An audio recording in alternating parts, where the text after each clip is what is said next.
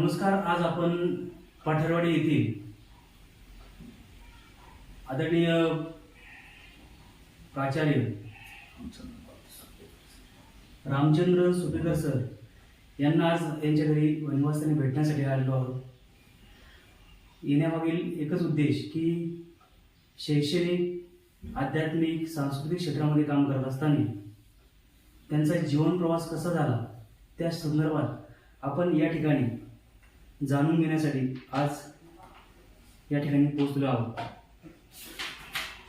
प्रथमतः आपण त्यांच्याकडून त्यांचा परिचय जाणून घेऊया.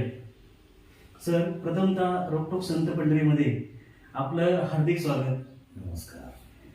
आपल्या जीवन परिचयाबद्दल आपण काय सांगाल? मी रामचंद्र मारुती सुपेकर सर. माझं प्राथमिक शिक्षण पाठरवाडी जिल्हा परिषद प्राथमिक शाळा पाठरवाडी या शाळेमध्ये झालं.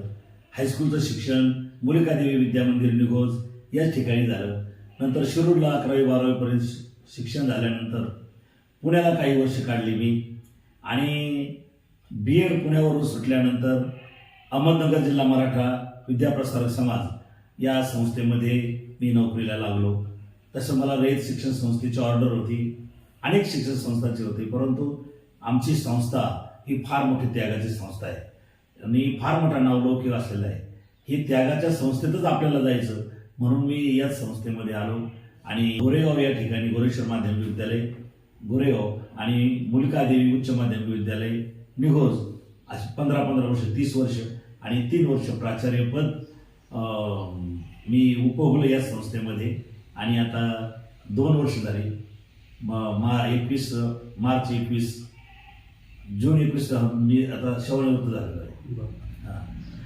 आपल्या शैक्षणिक कालावधीमध्ये ज्यावेळेस आपण काम करत होता तर आता महामारीचा जो कालावधी आला होता, कोरोनाचा कालावधी, त्या कालावधीमध्ये आपण शैक्षणिक क्षेत्रामध्ये काम करत असतानाही असे काही अनुभव आपले आलेले आहेत किंवा त्याबद्दल समाज बांधवांकडून चर्चा होते की कोरोनाच्या कालावधीमध्ये आपण अनेक बांधवांना आपल्या निवासस्थानी या ठिकाणी रहिवास दिला आणि त्यांचे संगोपन किंवा त्यांची काळजी घेण्यासाठी प्रयत्न केले होते.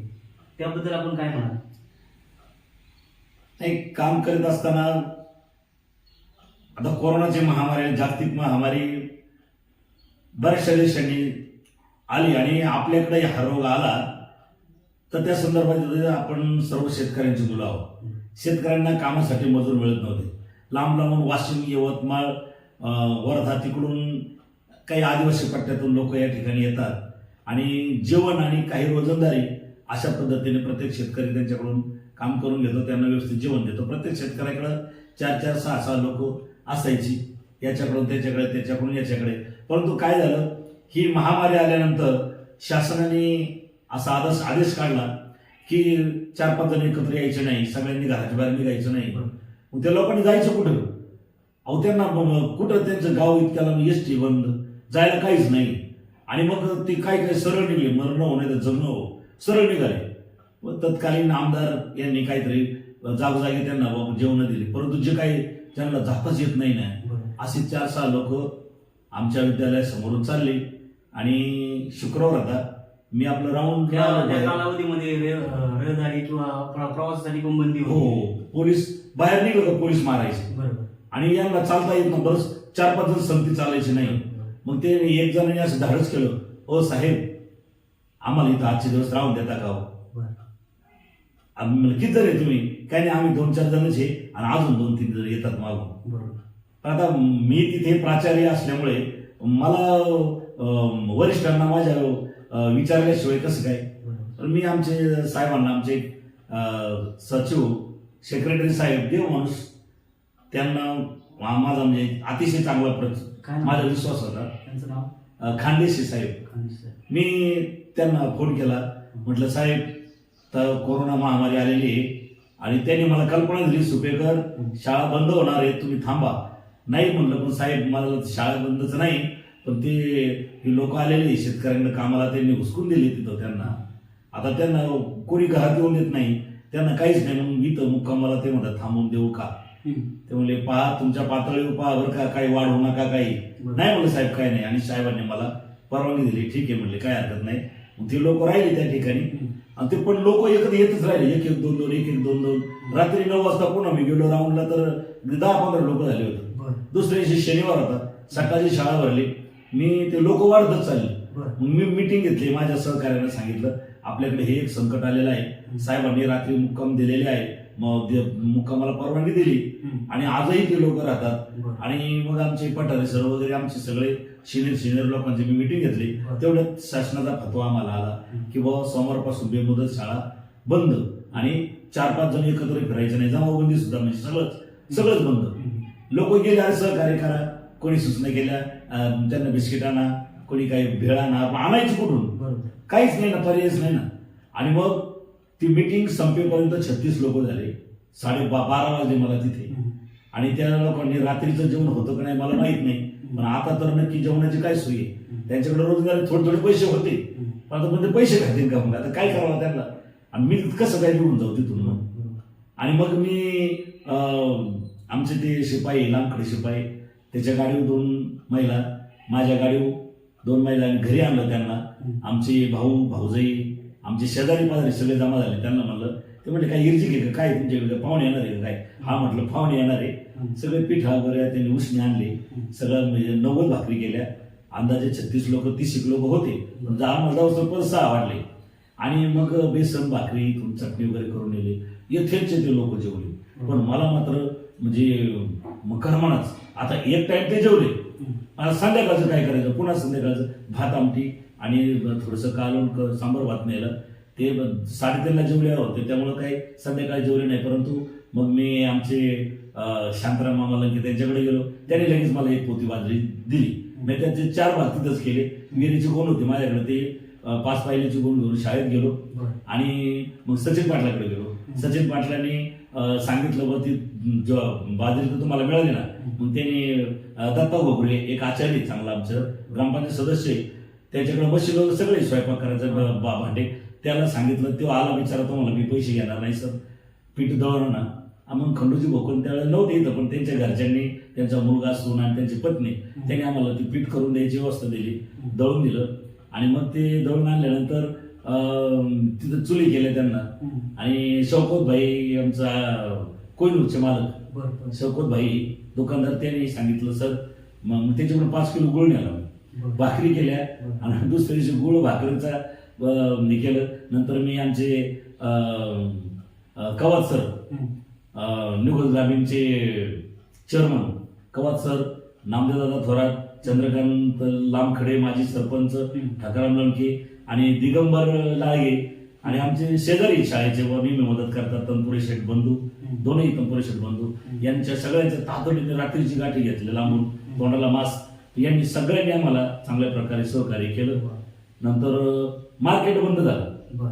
मग ते शेतकऱ्याच्या दृष्टीने वाईट, पण आमच्या दृष्टीने फार चांगलं झालं. मी काळ्या वस्तूवर गेलो, ते म्हणले ते साधारण काळे, ते म्हणले अहो आता वाघ्याच्या पेट्या आम्ही काय करायच्या, त्यामुळे जाऊ दे शाळेमध्ये. शाळेमध्ये आल्या, दगडाची चूल, ते सगळं सुरू झालं. गावकऱ्यांनी कोरोना काळातही मला फोन केला, एवढ्यांची नावं घेतली, एवढ्यांनी सगळ्यांनी. आणि आमच्या पठारवाडीतल्या ग्रामस्थांनी सांगितलं. परत काही नावं ठेवलं, ते म्हणले त्यांच्या वाडीतले लोक असतील, त्यांच्या घरीच कामाला असतील, अहो कामाला कोण कुठेही असो, परंतु त्यांची सोय करायला नको. आणि दररोज वाढत शेवटी 160 लोक झाले. आणि 160 लोक झाल्यानंतर मग मात्र सचिन पाटील वराळ, चित्राताई वराळ सरपंच होत्या, त्यांनी तहसीलदार देवरे मॅडम त्यांनी संपर्क साधला. आमच्या विद्यालयामध्ये असे लोक आलेले, आमच्या संस्थेला पण आम्ही सांगितलं. आणि मग तहसीलदार मॅडमने 3 दिवसानंतर भेट दिली. हो, 3 दिवसानंतर भेट दिली. पण ते 3 दिवस आमचा असाच कार्यक्रम झाला. शाळेच्या पाठीमागे आमचं शेती आहे तिथं, म्हणजे शाळेची, तिथून सरपंचांनी त्या बायांना सांगितलं तर आता पीठ भाकरी करा. शेजारी पाजारी फार चांगले, भूकन वस्तूवरून तवे आणणे, बर्तन आणणे, इन्स्ट्रुमेंट ऑफ कुक, हे सगळं दिलं, त्यांनी मदत केली. आणि मग 3ऱ्या दिवशी त्या बाई आल्या. आणि मग त्याच्यानंतर 5व्या दिवशी सुप्यावरून जेवण आला मला, शिवभोजन थाळी. मग मात्र एकदम व्यवस्थित झाली. मग सगळे सामान नेऊन दिलं सगळ्यांचं. मग ते विलास हार्दे, बाकीचे गावकरी आले आणि सगळ्यांनी मदत केली आम्हाला. मग शासनाने नंतर त्यांना कपडे दिले, अंथरून पांघरून, डोक्याला तेल, आंघोळीचे साबण, त्यांना साड्या, त्यांना कपडे आणि सगळे आम्ही मात्र सगळ्यांना खोल्या वाटून दिल्या. 2-2, 3-3 एका खोलीमध्ये, बाहेर काही, वरच्या खोल्यात काही, सगळ्या काही गोष्टी केल्या. आणि तब्बल 21 मार्च 2020 ते 31 मे पर्यंत त्यांची सोय केली त्या ठिकाणी. मी जवळजवळ 4 महिने. आणि मग शेवटच्या दिवशी त्याचा निरोप समारंभ झाला. कलेक्टर भोसले, गावातले सर्व लोक, त्यावेळेला कोरोनाचं वातावरण थोडं निवळलं होतं. मग त्यांना गाड्या आल्या, प्रत्येकाला शासनाने निर्णय घेतला प्रत्येकाला घरी पोचवायचं. आणि मग खूप लोक आले आणि शाळेमध्ये मग मोठा कार्यक्रम झाला निरोप समारंभाचा. मध्यंतरच्या काळामध्ये त्यांना अगदी दररोज आम्ही लेक्चर द्यायचे, एक लेक्चर आणायचं, त्यांना बक्षीस द्यायचे. आणि मग त्या एका बाईने म्हटली मला थोडं बोलू द्या. मग त्यांनी सांगितलं, भोसले कलेक्टर साहेब, पहिल्या दिवशी हे गुरुजी जर नसते ना, तर मी प्राचार्य जर असलो तरी मला गुरुजी म्हणतात पहिल्यापासून, मला ते आवडतं. हे म्हणते कोणते गुरुजी? ते म्हणले हे गुरुजी नसते ना, आम्ही त्या दिवशी भूक पळीने 1-2 तरी मिळलो असतो. अहो यांनी भाकरी आणली आम्हाला, हो खरंच जीवदान यांनी दिलं. मग ते म्हणले कोण आहे तू? ते मी बसले, माझ्याकडे बोट केलं, तुम्ही कोणी? ते म्हणले मी प्राचार्य. ते म्हणले प्राचार्य तुम्ही इकडे का बसता? इकडं पुढे गरजे सगळे मी कसं करा? म्हणून तुम्ही सगळे पाहुणे. आता मग आता माझ्याकडे आले, मी सोय नाही. ते म्हणले माझ्या शेजारी बसा सर तुम्ही. मग तो कार्यक्रम झाला. भोसले साहेबांना एवढं खटकलं, ते देवरे मॅडमनं म्हटले अहो तुम्ही इकडे तिकडे पुरस्कार देता, किती मोठं काम आहे ह्या माणसांचं. म्हणजे आता हे कसं केले कर्म झाले, त्याचे भोग आले. मी काय अपेक्षा धरली नव्हती, पण बाईने नंतर मला सांगितलं सर तुम्ही मला एक तारीख दिली, त्या तारखेला तुम्ही या, मी तुम्हाला फोन करीन. बाईंचा फोन आला, मी लगेच गेलो. मग गोळे पत्रकार होते, ज्योतिबा देवरेंनी तुम्हाला स्वतःहून बोलवलं. आणि गोळे पत्रकार होते, अजून तिथले सगळे पत्रकार बोलवले. आणि त्यांच्यामध्ये मला मोठा एक कोरोना पुरस्कार आणि चांगलं एक सर्टिफिकेट दिलं. आणि मग ते पत्रकार गोळ्यांनी ती बातमी दिली, सगळ्या पत्रामध्ये आले. नंतर मग अण्णांना वाटलं, पत्रकार गोळे त्यांनी अण्णांना कळवलं का बाबा असं असं एक मोठं काम झालेलं आहे. मग ते आणि मिलिटरीचा एक मोठा रिटायर लोकांचा एक मोठा कार्यक्रम होता, त्यामध्ये अण्णांनी मला तिथं बोलवलं. आणि फार मोठा समारंभ, फार मोठं सर्टिफिकेट मला अण्णांनी दिलं. त्याच्यानंतर पोपटराव पवार त्यांनी माझा गौरव केला. आणि हे चालूच राहिलं. नंतर तो कालावधी म्हणजे एकदम हानिकारक कालावधी होता. त्या कालावधीमध्ये आपण सहकार्य केलं, खूपच समाज उपयोगी आणि समाज बांधिलकी जोपासली. आणि सर्व बांधवांनी तुम्हाला सहकार्य केलं. आणि मग नांजेबाई ठक्कर ठाणाला ती फार मोठी समस्या होती. त्यांना कळालं, त्यांनी अण्णांनी सत्कार केला. मग त्यांनी मला ठाण्याला बोलवलं, त्यांनी फार मोठा सत्कार केला. मग राज्य पातळीवर सर्व वर्तमानपत्रात ती बातमी गेली.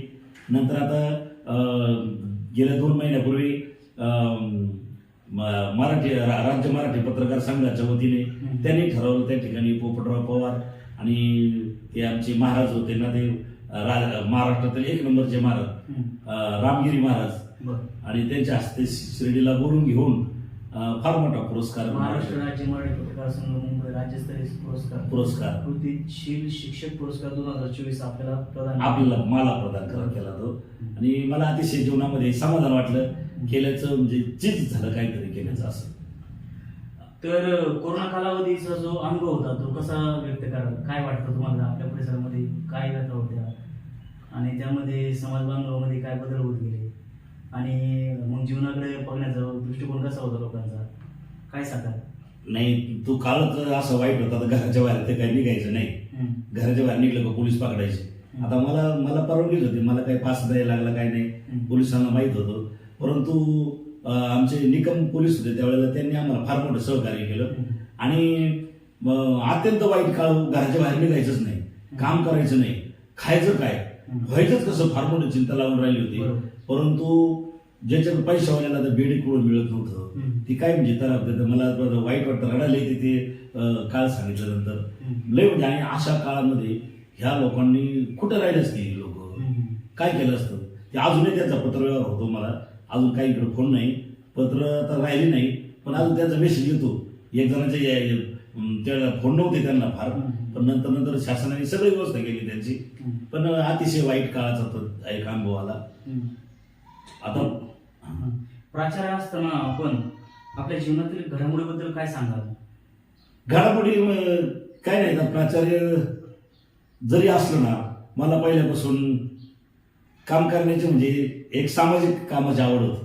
कोणाला काय झालं, जगी असं कोणी नाही, ते असं मी आहे, ते असं देव आहे, अशा प्रकारे कोणी काही नसलं ना अगदी बिंदास म्हणजे सांगायचं आणि कोणी मग ती सवयच लागली आमच्या सगळ्या शिक्षक बांधवांना काही अडचण आली ते मला सांगायचं. आणि योगायोगाने मला गोरेगावला 15 वर्ष नोकरी केली मी. ते तर माझं घरच झालं सगळं. गोरेगाव सारखे लोक कुठेच नाही. मला तर असं वाटत नाही गोरेगाव पासूनच मला म्हणजे एवढं समाधान मिळालं त्या गावामध्ये. आणि तिथून आलं हे तर काय माझं गावच होतं. हे गावात काही झालं कोणाला तरी मी ते सगळे अडचण सोडवायचं बा काही झालं तरी. मग ते मुलांना काय झालं कोणाला काही जास्त आजारी पडला मुलींना नेऊन घालण्याचं हे सगळं मीच काम करायचं. हे सगळ्या परिसराला माहिती आहे. म्हणजे शिक्षक आणि विद्यार्थी यांच्यामध्ये एक जीवाभावाचं मोलाचं असं तुमचं नातं जोडलं गेलं होतं. हो जीवाभावाचं नातं जोडलं होतं ना साहेब. आणि पालकही त्यातनं गुरफटले होते सगळे. हो हो. बरं मग आणि हल्लीच्या शिक्षण व्यवस्थेबद्दल जर विचार केला तर शिक्षण व्यवस्थेमध्ये जे ढासळत चाललेली परिस्थिती आहे त्याबद्दल आपण काय सांगाल? शिक्षण व्यवस्थेबद्दल आता काय म्हणजे ढासळ चाललेली परिस्थिती म्हणजे बघा आता खरं सांगू का मी आता शिक्षकांना म्हणजे एक निर्भयपणे मन मोकळेपणाने ज्याला जे वाटतं ना त्यांनी ते करावं. बंधन नकोय त्यांना अजिबात बंधन नकोय. आणि बंधन पाहिजे बाहेर सुटल्यानंतर त्यांनी स्वतःच्या मनाचे असे बंधन धरले पाहिजे. आपण शिक्षक आहोत समजा आपण शिक्षक आहोत एखादा मनुष्य अगदी बिडी पेट रस्त्याने चालला आणि समजा मी पण चाललो पेठेमध्ये मग ते कसं काय बरोबर नाही ना बरोबर नाही ना ते. तर त्याने आपले तसं पाळलं पाहिजे. समाजाने तसं पाळलं पाहिजे. साहेबांनी पण तसं पाळलं पाहिजे. जे कोण आमचे साहेब असतील मग सरकारी असो तसं ते असो. आणि सगळ्यात म्हणजे एक हे नोकरदार आहे हे आपले घरगडीचे आहे अशी वागणूक नाही दिली पाहिजे. आणि जी संस्था राजकारणापासून आलिप्त आहे त्या संस्थेचा विकास झाल्याशिवाय राहणार नाही. ज्या संस्थेत राजकारण आलंय का मी उभा आहे आणि मग लगेच बगल बच्चे काय निर्माण केले पाहिजे. त्यामुळे ते निर्माण केले का त्यांनी जायचं बाकी त्यांना राव हे असं नाही. परंतु एक राजकारणापासून आलिप्त संस्था पाहिजे. तिथे शिक्षण हे शिकलेला क्षमाशील आणि कृतिशील कर्तव्यदक्ष अशी जी शिक्षणाची आपल्याला जी व्याख्या आहे मग कोणाच्या तरी मनासारखं राहायचं कोणाच्या तरी समाधानासाठी काम करायचं मग ते टोपल्या टाकतो प्रकार होतो ते नाही पाहिजे. म्हणजे तसं आमच्याकडे झालं नाही पण तसं नाही व्हायला पाहिजे असं मला. आता शिक्षण व्यवस्थेमध्ये आपण काम करत असताना प्राचार्य ह्या नात्याने आपण ज्यावेळेस काम केलं त्यावेळेस विद्यार्थी आणि शिक्षक यामधील एक नातं अतिशय बळावेल आणि एक पुढे जाऊन पुढच्या पिढीला एक प्रेरणा स्रोत ठरेल असा एखादा काही प्रसंग आहे का आपल्या जीवनातला की जो तुम्ही सांगू इच्छिता? असा एखादा प्रसंग नाही. आता मी सांगितलं तुम्हाला अनेक लोक आता इथं आमचे डॉक्टर होते सर्व डॉक्टर बंधू निघून आम्हाला सहकार्य करायचं बरं का. कोणत्याही डॉक्टरकडे नेल्यानंतर ते अगदी मनापासून सहकार्य करायचे. परंतु ते थोर डॉक्टर आहे ना आमच्या पिंपरीचे इथे त्यांनी मला सांगितलं सर माझ्याकडे पेशंट आणा चांगला पैसे. ते म्हणले मी आणा मी काही पैसे घेणार नाही काही नाही तुम्हाला काय करायचं म्हणले. मी त्यांच्याकडे पेशंट न्यायचा. एकदा काय झालं अंगठ्या शेजारच्या बोटात एका मुलाच्या पायात काटा पडला. तो काटा पायाच्या वर आला त्या बोटाच्या वर आला ना. आता कोरी बाबळ होती आणि मग सगळ्या सवय लागली सुपेकर सर.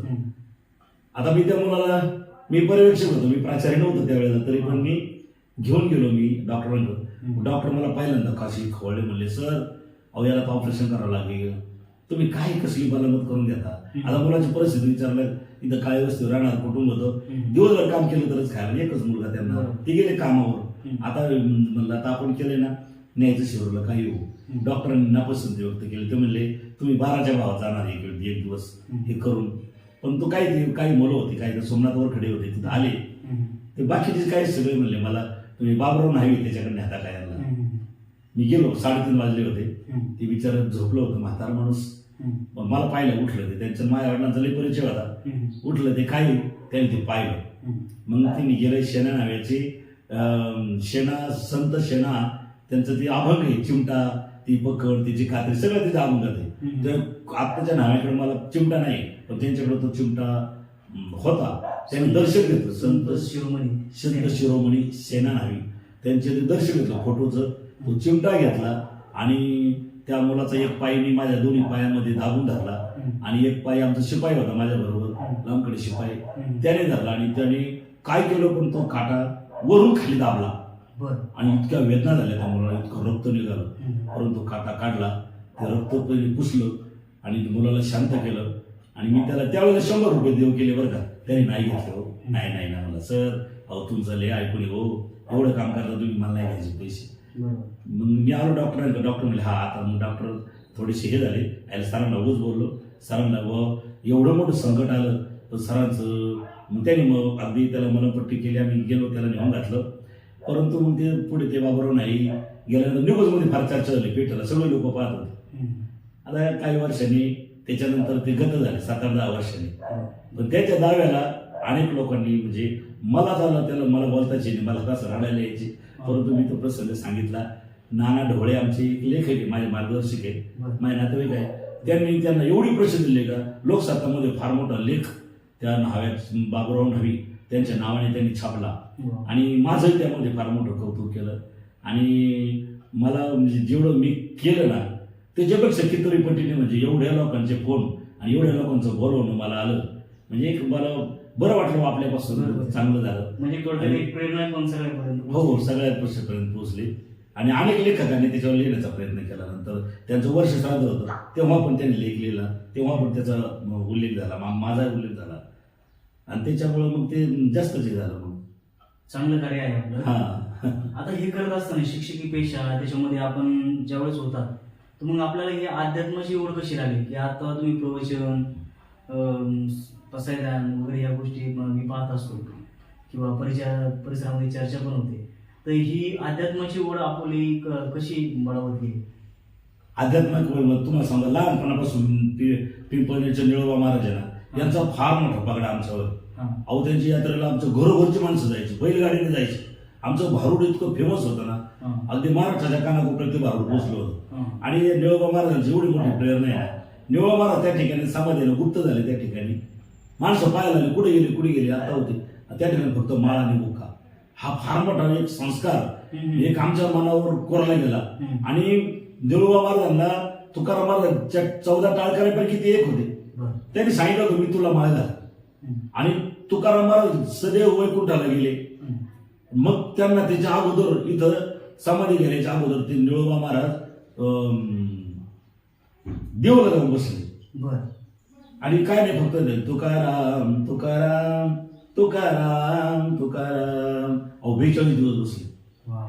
42 दिवस पूर्णपणे तुम्ही वैकुंठाला गेले, मला तुम्ही अनुग्रह देणार होते ना, मग का नाही दिला? आणि हे इतकं कोरलं ना. अहो मी कॉलेजला असताना किती त्या नामदुखी अडकलं, किती वेळा गेलो असं देऊला तिथे माझं मला सांगता येत नाही. आताही माझ्या डोळ्यात पाणी येतं.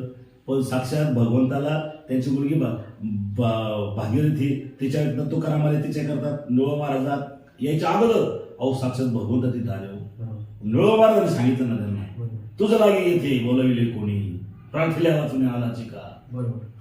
देवा मी बोलवलं नाही तर तू का बरं इथं आला? तू हा अधिकार पिंपळीचा निळोबा महाराज किती मोठा आहे. निळा मिळा मी ओळखूची देवा तू कयाचा धावा करीतस. देवा नाही ओळखीत मला माझा तुकाराम पाहिजे. पुन्हा तुकाराम तुकाराम. शेवटी तुकाराम महाराजांना यावं लागलं. त्यांना माळ घातली, त्यांना बुक्का लावला आणि मग सदैव वैकुंठाला गेले. म्हणजे असा इतिहास नाही, हा खरा इतिहास. आजही नांदुरकीचं झाड थरथर कापतंय वैकुंठ गमनाच्या दिवशी. ज्यावेळेला आम्ही जातो आमच्या गावा आमचा राम राम घ्यावा त्यावेळेला ते झाड आजही थरथरतंय. त्याचा अनुभव मी घेतलेला आहे. आणि म्हणून पिंपळनेरचं मोठेपण निळोबाचं मोठेपण हे पाचवे समजेल फार मोठे शब्दात माझ्यासारख्यांनी काय वर्णन करावं. तिथून पुढे एवढी आध्यात्मिकता म्हणजे आम्ही लागलो ना. कधी गेलं तरी एकादशीला पिंपळनेरला कुठे जाता आलं, शिरूर यायचं म्हणलं तरी पिंपळनेरला एवढी मोठी एक श्रद्धा आहे. माझीच नाही आमच्या सगळ्यांची वाडवडिलांची श्रद्धा आहे. आणि त्याच्यामुळे अध्यात्म हे बळवत गेलं. आणि मग तिथून पुढे जर कॉलेजला असताना मी प्रत्येक सुट्टीला आळंदीला जायचा. मग तर ह्या प्रवचन सेवेच्या माध्यमातून आपण अनेक समाज बांधवांना आपलं एकदम एक अतिशय शास्त्रोक्त पद्धतीने आपण ज्ञान देत असता. तर आपण काय संदेश देऊ इच्छिता? मी जिथे जातो तिथं नाही ढासळत्या कुटुंब व्यवस्थेबद्दल एक किवी येते. ज्या आईवडिलांनी आपल्याला लहानपणापासून सांभाळलंय, किती हालापेष्टा सहन केल्या त्यांनी आपल्यासाठी. त्या पूर्वीच्या काळामध्ये कॅनल नव्हता, किती होतं आमचं.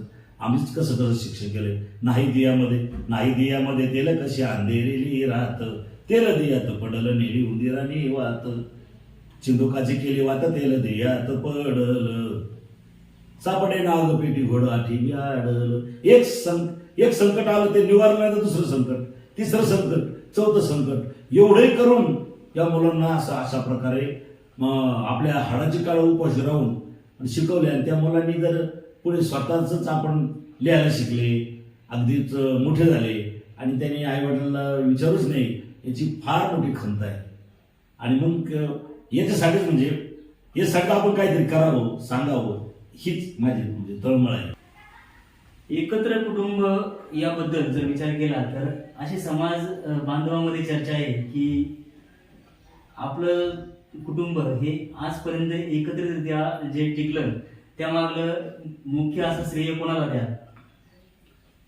नाही म्हणजे नेमकं देतो कसं हे कुटुंब कसं एकवटलं, कसं टिकलं आणि एवढा कालावधी झालाय की ते एकत्रितरित्या चालू आहे? त्यात काय विशेष नाही आहोत त्याचं, म्हणजे तसं काही नाही. आमचे वडील आणि चुलते फार दिवस एकत्र होते आणि एक कमीपणा घ्यायला शिकले ना. आता कुटुंब म्हटल्यानंतर भांडायला लागणारच, पण त्यात क्षमाशास्त्र येणाराची हाती दुष्टतयाप्रती काय करी, प्रत्येकाला माफी मागण्याची. आता माफी मागितली म्हणजे तो कमजोरी असं नाही, माफी मागितली पाहिजे आणि माफ करायची. क्षमा वीरश भूषण, जो क्षमा करतो ना तो खरा वीर असतो. एकमेकाला समजून घेतलं, आपलं एका युनिटून आले आपण आणि कशासाठी वाद करायचा आपल्याला आणि समजून घेतलं ना. काय पैसा पैसा पैसा पैसा हे जर सोडलं ना मग काय करून जातं ना, कोणा काम आले धन आईशे जाणं काय रे हुशीतून येणं, मग लोकांना सांगायचं आपण आणि आपणच तसं नाही वागायचं. म्हणून बऱ्याचशा गोष्टी सोडून द्यायच्या आणि चालून द्यायचं सगळ्यांचं. एकमेकाच्या सुखदुःखात शेजाऱ्याशी आमच्या कधीच वाकडं नाही. एवढे चांगले शेजारी आमचे बंधू आहे, मार्केट कमिटी संचालक आहे आमचे किसनराव सोपेकर, अतिशय प्रेम आमचं. फक्त आम्ही खायलाच वेगळे इकडचे शेजारी. आणि गावामध्ये तर आमचं म्हणजे वैयक्तिक माझं तर मला वैर आहे असं नाहीच आमच्या गावामध्ये कोणीच नाही. ती जर पार्ट्या असल्या राजकारण असलं मी सगळ्यांशी सारखा आहे, कधीच कोणाशी नाही, कोणाचाही द्वेष नाही आणि माझाही कोणी द्वेष करीत नाही. सगळेजण मला बोलवतात म्हणजे तसं. आता महाराष्ट्र राज्य पत्रकार संघ यांच्या मार्फत आपल्याला पुरस्कृतही केलं गेलं. या शैक्षणिक क्षेत्रानंतर आध्यात्मिक क्षेत्रानंतर आपण या पत्रकारिता क्षेत्राकडे कसे काय वळलात? पत्रकारिता क्षेत्रात तर तुम्हाला सांगू का, अहो समजा इथं जगदीश शास्त्री महाराज त्यांचं एवढं मोठं चांगलं प्रवचन झालं, इतकं कीर्तन झालं, इतकं आवडलं. किंवा आता आमचे येवले महाराज एकदम संन्यासी, अगदी असे महाराज पाहिले का पैशाला हात लावत नाही. डॉक्टर महाराज आमचे जाधव महाराज डॉक्टर, त्यांच्याकडे राहिलो आम्ही, त्यांच्या आम्हाला ते शिकवलं आळंदीला. आता आजही त्यांचे किती मोठमोठे पाठ चाललेले, अगदी निस्वार्थी माणसं. मग याचं जर कुठं काय असलं ना यांचं छापावं, कोणीतरी लिहून घ्यावं. मग मी त्यांचं लिहायचं, नुसतंच लिहायचं. मग मला असं वाटलं याचं लिहिलं आणि एखाद्या पेपरला जर छापलं, आता म्हणजे तुमच्यासारख्या पत्रकाला दाखवलं, तुम्ही छापलं ते काय वेळ, मग ते छापायला लागले. मग मला असं वाटलं, मग मी तिथून पुढे माझं ते हेच केलं, कोणचं ऐकलं का लगेच लिहून घ्यायचं. मला आता अशी सवय लागली, मी पार शब्दाला शब्द लिहून घेतो, डिटेल त्यांचं जसं ते तसं छापतो आणि लिहितो. त्यातून मग ते पत्रकारच व्हा तुम्ही म्हणले. परंतु आता पत्रकारांकडे तुम्ही कसे पाहता, पत्रकारांकडे कसं पाहिजे बरं का, खरे खरंय ते लिहिलं पाहिजे. महाराष्ट्र राज्य पत्रकार संघ पारनेर यामध्ये कार्यकारिणीमध्ये मार्गदर्शक म्हणून आपण काम पाहता, तर परिसरातील पत्रकार बांधवांना आपण काय संदेश देऊ इच्छिता?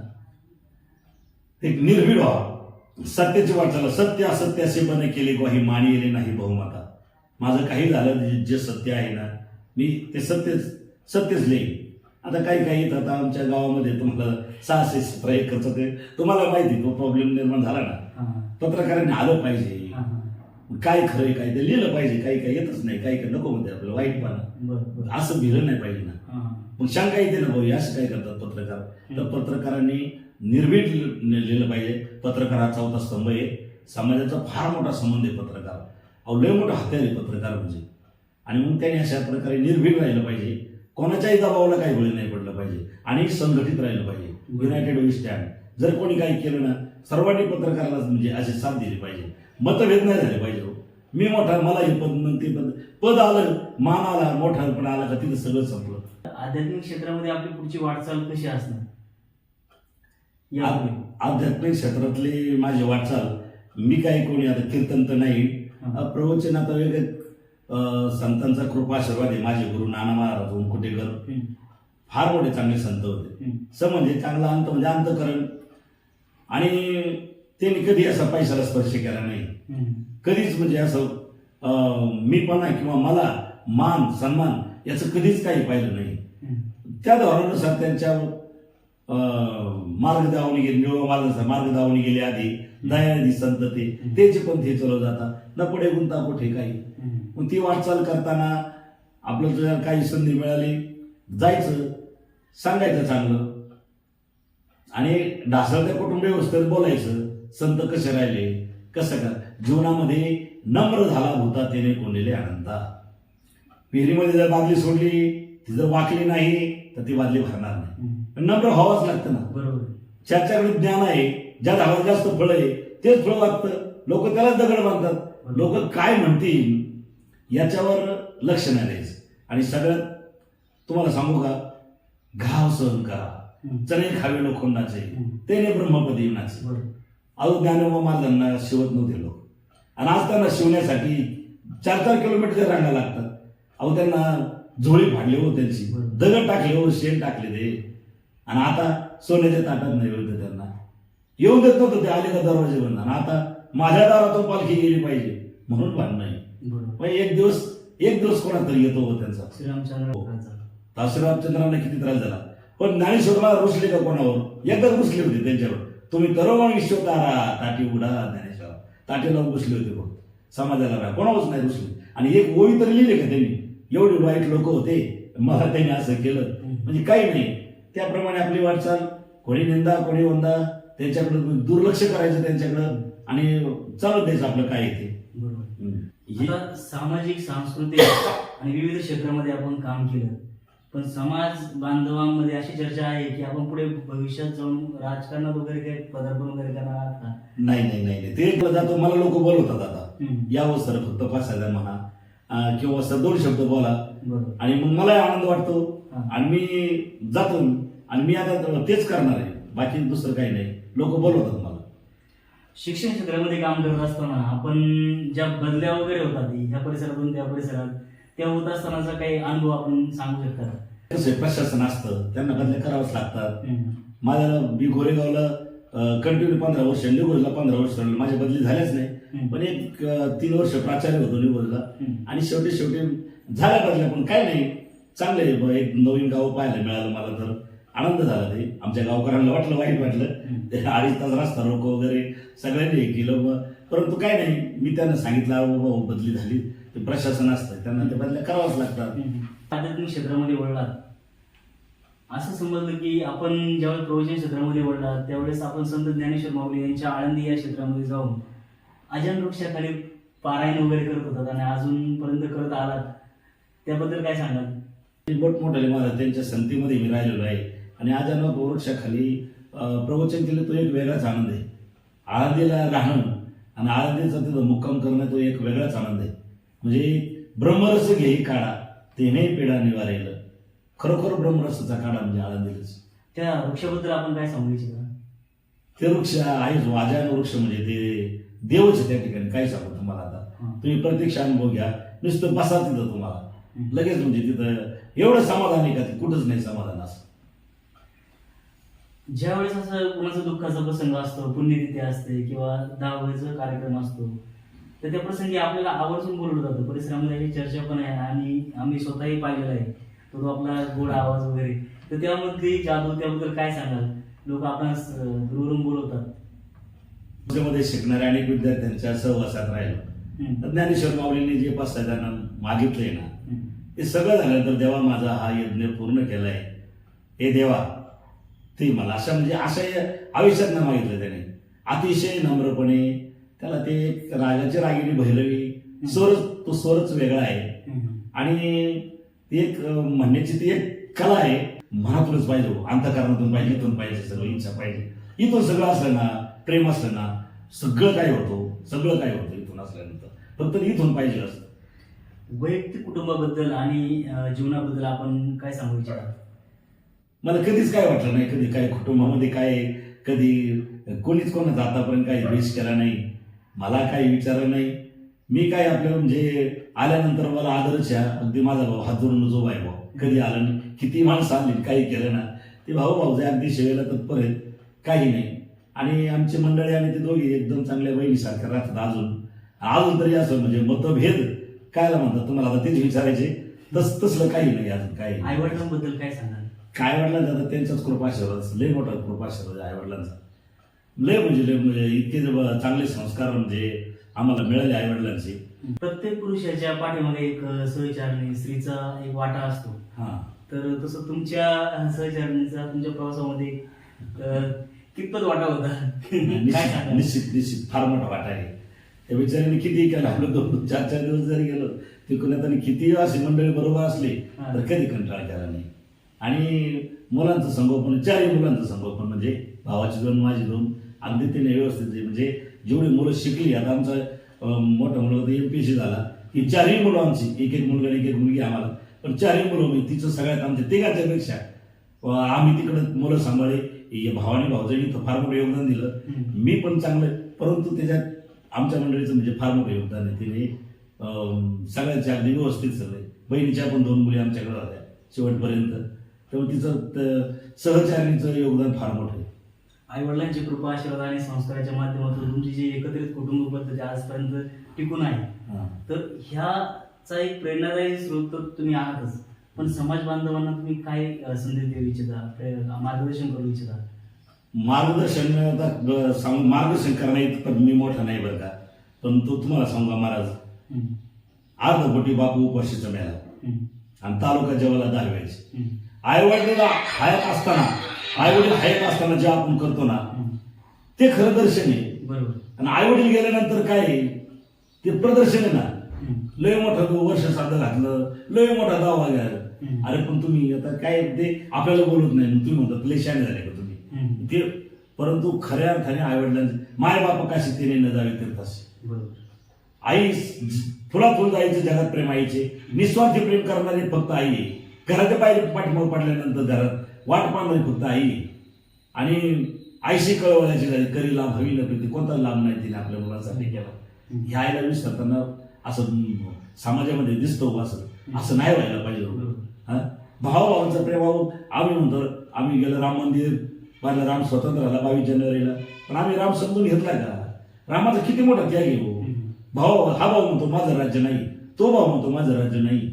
आणि 14 वर्ष वनवास झाला, सीतामातेचं काय समुद्रात आहो हे प्रत्येकाने चिंतन केलं पाहिजे. ते काय आता तर असते, आता जर एखाद्याला उद्या कारभार बसायचा आहे, अधिकारावर ग्रहण करायचं आहे, अशी वेळ आली तर एखाद्या त्याची पत्नी कोर्टात जाईल, मला काय समज म्हणा लक्ष म्हणून जाईल का? अहो काय त्या गुरुमिलीचा दोष होता, 14 वर्ष तिला म्हणजे असं हे आपल्या साधू संतांचं आपल्या पोथी पुराण काय आहे याच्यातले चांगले गुण समजून घेतले पाहिजे. आणि याच्या उलट मुलांचे पण तुम्ही म्हणता तर मुलांच्या हाती लाग नको ना. रामायण महाभारत अभ्यासच पाहिजे, त्यातून आपण काय केलं पाहिजे, नेमकं काय केलं पाहिजे. थोडक्यात शास्त्र अध्यात्म याची जोड आणि वाचन करणं गरजेचं. हो, वाचन करणं गरजेचं आहे सध्याच्या पिढीने. मग संत परंपरा जी आपल्या हिंदुस्थान भारतामध्ये जी आहे पूर्वीपासून, तर त्या परंपरेबद्दल आपण काय सांगू इच्छिता? आणि प्रत्येकाने संतांनी काय सांग, बालपणी संस्कार, तरुणपणी त्याग, रामाचा त्याग पाहावा, भीष्माचार्याचा त्याग पाहावा, आणि म्हातारपणी भजन, ही जीवनाची तरी सूत्रे आहे. ही संत महात्म्याने घालून दिलेली आहे. मी मग सांगितलं त्यांचे पंथे चालू जाता न पडे उंता कुठे काही. आणि प्रत्येकाला वासना आहे, वासना हा वाईट शब्द नाही, म्हणजे भूक आहे, प्रेम आहे, परंतु वासनेचा पूर नको यायला. वासनेचा पूर आला ना, पूर आला आनंदाचा, आनंद द्या, आनंद घ्या, परंतु एखाद्या वासनेचा पूर आला ना, आता पुराचं पाणी शेतीला देता येतं का? पुराच्या पाण्याचा पहिला दोष ते शेतीला उपयोग नाही, पुराचा पाण्याचा दुसरा दोष ते पिता येत नाही. आणि पुराचं पाणी जर जीवनच नाही, म्हणजे जीवन ते घेतं आणि काय उपयोग आहे त्याचा? तसं वासनेचा पूर नाही आला पाहिजे. वासनेचा पूर आला का त्या ठिकाणी मग त्याला वाटतं मी आता नाही मित्र जमा करीन, चला मी कोणाला दम देईन, मी आता गल्लीत दादा, मी आता गावात दादा, मग चोऱ्या, मग दरोडा, मग हप्ते, याला वासनेचा पूर म्हणतात. यासाठी संत महात्म्यांनी जे सांगितलेले संस्कार आहे ते ऐकलं पाहिजे हो, त्यांचं ऐकलं पाहिजे. आणि खरोखर त्या पंथाने केल्यानंतर अजिबात कुठेच गुंता पडणार नाही. बरोबर. नोकरी मुली किंवा ज्या पद्धतीने आज पाहतो लग्न व्यवस्था, त्यामध्ये आईवडिलांचे संस्कार खूप महत्त्वाचे असतात. तर मुलांना विवाह संदर्भात काय सांगू इच्छिता? काही मुली पळून जातात वगैरे? नाही नाही नाही महाराज, आता ते मला लय वाईट पडतं त्यामध्ये बरं का. परंतु शासनाने असा कायदा केला पाहिजे, आई वडिलांच्या परवानगीशिवाय लग्न नाही. माझं तर ठाम मत आहे असं. अवच्या आई वडिलांनी आपल्याला काय करतं हो, काय करते आपल्याला हा?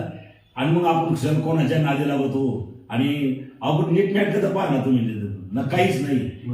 त्या आई वडिलांना किती वेदना होत असेल हो. हा, येताच कर्मदार तुझे मान अडकली, किती केलं उपदोनी दुर्ल घरे माये बापा झालासी. किती म्हणजे लहानपणापासून किती हाल काढले ते.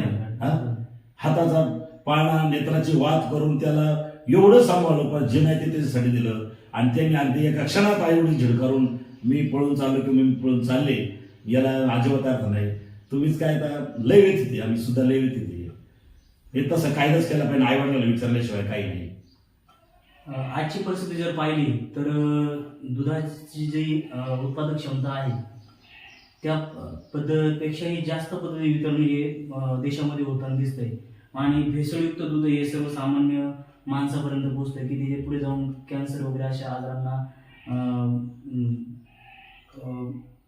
थोडक्यात बोलून घेते.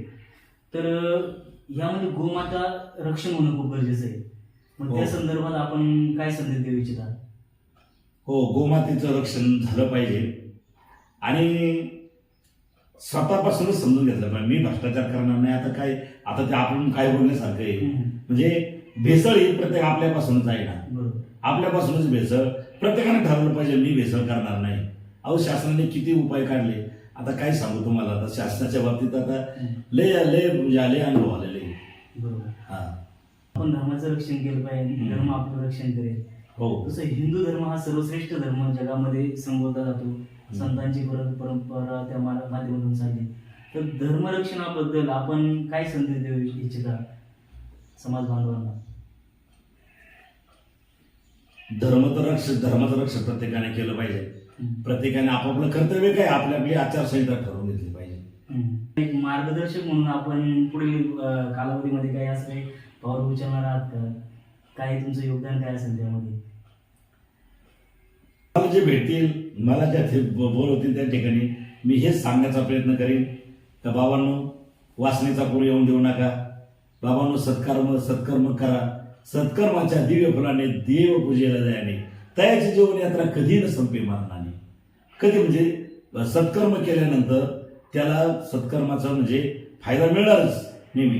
कोणाही जीवाचा न घोड मत्सर वर्मे सर्व पूजनाचे. वारकरी पंथाचं हे ब्रीद आहे, कोणाच्याही जीवाचा माझ्याकडून तिरस्कार नको. अहो, हा तळतळाट आहे ना, ह्या तळतळाटाचे हप्ते आयुष्यभर भरावे लागतात. जर एखाद्याचा तळतळाट घेतला, जर एखाद्याची खोड केली, एखाद्याची चुगली लावली, तर हे आयुष्यभर तळतळाटाचे हप्ते भरावे लागतात. त्यापेक्षा तुका म्हणे आम्ही खातो आनंदाचे लाडू, आनंद द्या ना. म्हणजे सगळ्यांना चांगलं नाही म्हणायचं, ज्या ठिकाणी काय आहे त्या ठिकाणी म्हटले पाहिजे, परंतु सर्वांचं कल्याण हो. माऊलीने काय मागितलेले, जे खळांचे वारकरी बांधव जे आज दिंडीच्या माध्यमातून आपले दिंडी काढतात किंवा सत्ते विविध ठिकाणी होत असतात, तर या वारकरी बांधवांसाठी आपण काय संदेश देऊ इच्छिता? कशा पद्धतीने काम त्यांनी करायला हवं? नवतरुणांनी त्यामध्ये आल्यानंतर त्यांनी कोणत्या पद्धतीने स्वतःला डेव्हलप केलं पाहिजे किंवा झोपून दिलं पाहिजे, त्यांना आपण काय मार्गदर्शन करा? आता हे पहा, काय सांगू तेव्हा संतांचे उपकार मज निरंतर जागवी ती. संतांचे किती मोठे तरी उपकार आहे, परंतु तरुणांनी त्यामध्ये झोकून घेतलं पाहिजे. आणि नामस्मरण हे फार मोठं टोणी घेऊ, फार मोठं टोणी घेतो मी पण घेऊन पहा. नुसतं अगदी मन लावून तुम्ही रामकृष्ण हरी किंवा प्रत्येक संत तुकाराम तुकाराम तुकाराम तुकाराम असं जरी म्हणत बसलं, एक पावर येऊ त्या नामामध्ये. आणि ते त्याला काही काळ वेळ नाम उच्चारिता नाही, दोन्ही पक्ष पाहिजे उद्धारच आहे तुमचा. परंतु हे टाकून काही तरुण गेल्यानंतर दिंडी मग मी प्रमुख झाला पाहिजे, त्याला प्रमुख नको, मग माझी पाहिजे, नाही तर माझी पाहिजे दिंडी. आता हे काय कोणी सांगत आता हे दिंडीत व्हायला निघायचं हे का बरं बरोबर लगेच दुसरी दिंडी काढतो लगेच तसं चला भिशी मी म्हणतो दिंडीत जाणाऱ्यांना भिशीच नको बरोबर माझं तर दिंडीवाल्याला सांगणार आहे काही लोक आहे ना ते देऊ शकत नाही ते माझ्याकडे यावं बरोबर पण दिंडीत भिशी भिशी म्हणलं का आपलं मला तुम्ही राहा ना तुम्ही मग कुठून द्यायचं खायला मग करू ना विचार आपण काढू ना दिंडी बरोबर आपण काय साठी पण बरोबर. दिंडीमध्ये भिशी नकोय दिंडीमध्ये अहंकार नको बरोबर. मी फार काम करतो आणि मावं नावच नाही आणि मी त्यांना पंगत दिली आणि मावं नावही घातलं नाही बरोबर. मला नारळही नाही बरोबर. असं नाही पाहिलं पाहिजे बरोबर. अहो, चुकेल एखादा चुकेल बरोबर. म्हणजे थोडक्यात समजून घेतलं पाहिजे होते नाही आपण चाललोय कोणचं माऊली पण माऊलीला त्यावेळेला चप्पल नव्हती वडाची पानं बांधायला लावली हो माऊलीला पाय भरते म्हणून आज सोन्याच्या पादुका असं काय असं म्हणजे हे केल्यानंतर मिळतच म्हणजे जोपर्यंत होते तोपर्यंत किंमत कळाली नाही आणि आज त्यांना आज जे काय दिलं त्याचा उपयोग नाही आता काय उपयोग आहे आपल्यासाठी त्यांचा पण त्यांना नाही ना उपयोग त्याचा म्हणजे आता काय त्यांना काही भेटलं नाही त्यांचे हाल झाले तसं लोकांनी काय केलं पाहिजे हे सगळं लक्षात घेऊन आपण कसं राहिलं पाहिजे बुवा हे करायला पाहिजे शेवटी मार्गदर्शक म्हणून आपण काय संदेश देऊ इच्छिता महाराष्ट्र म्हणून पण ढासळत्या कुटुंब व्यवस्था सगळ्यांनी लक्ष द्या हेच मी सांगणार आहे आणि आपली मुलं शिकली पाहिजे शिक्षणाबद्दल आता डिजिटल शिक्षण सगळं झालेलं आहे जिल्हा परिषद प्राथमिक शाळा तर मी शिकलो माझी मुलंही शिकली माझी 4ही मुलं प्राथमिक शाळेत शिकली आता इंग्लिश शाळा काढली मी त्यांना रागेल त्यांना म्हणू नये पण अतिशय चांगले गुरुजी हो आता आमच्या वस्तीवर 2 गुरुजी बरं का सालके गुरुजी आणि गोपाळ गुरुजी तुमचे जे अतिशय चांगले एवढी धडपड आहे त्यांची पण आता संख्या कमी होती मला विचारतं सर आता काय करायचं म्हणजे प्राथमिक शाळा चांगली अहो याचा एक दिवस पश्चाताप येणार आहे आणि मराठी शाळेमध्ये सर्वांगीण शिक्षण आणि इंग्लिशचा जर विषय केला तर सेमी इंग्लिश सर्वांना केलेलीच आहे सेमी इंग्लिश आहेच सर्वांना परंतु अगदी सर्वांगीण विकास मला नाही वाटत इंग्रजी मित्रांच्या शाळेमध्ये त्यांना बंधन नाही ना बीएडच शिक्षक पाहिजे डीएडच पाहिजे असं काही नाही मी त्यांना त्यांची माफी मागवतो नाही तर मला ते म्हणते तुम्हाला काय शोधलंय परंतु जिल्हा परिषद प्राथमिक शाळा हेच खरं शिक्षण आहे बरोबर हो हरिभक्त परायण रामचंद्रजी महाराज सुपेकर यांची आज मुलाखत घेतली अतिशय सुंदर आवाजामध्ये अनेक ठिकाणी आपण त्यांचं पसायदान ऐकलेलं आहे की जे अतिशय खूप आवडीने लोक ऐकतात आणि ते ऐकण्यासाठी वस्तू वाचतात विशेषतः अनेक ठिकाणी त्यांना या कार्यक्रमासाठी विविध कार्यक्रमासाठी त्यांना बोलवलं जातं आणि मुद्दामून त्यांना पसायदान त्यांचं ऐकण्यासाठी बोलवून ते ऐकलं जातं तर आज आपण त्यांना एक विनंती करतोय की आपण या ठिकाणी रोकटोक संत मंडळीच्या माध्यमातून आपण एकदा आपलं पसायदान या ठिकाणी सादर करावं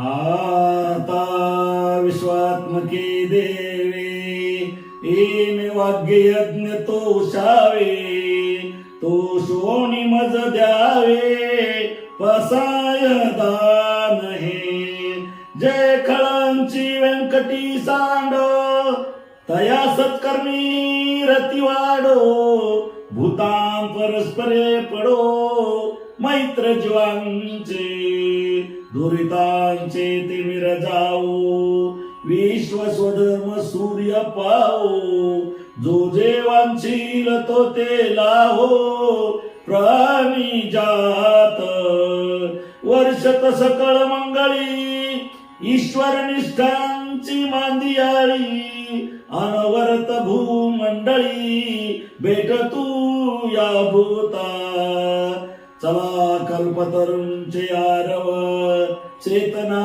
चिंतामणीचे गाव बोलती जे अर्णव पियुषांचे चंद्रमेजे आलांछन मार्तंड जे तापहीन ते सर्वाही सदा सज्जन सोय रे हो तू किंबहुना सर्व सुखी पूर्ण होऊने तिही लोकी भजजो आदि पुरुषी अखंडित आणि ग्रंथ उपजविये विशेष लोकीये दृष्टा दृष्ट विजय होववेजी एथ म्हणे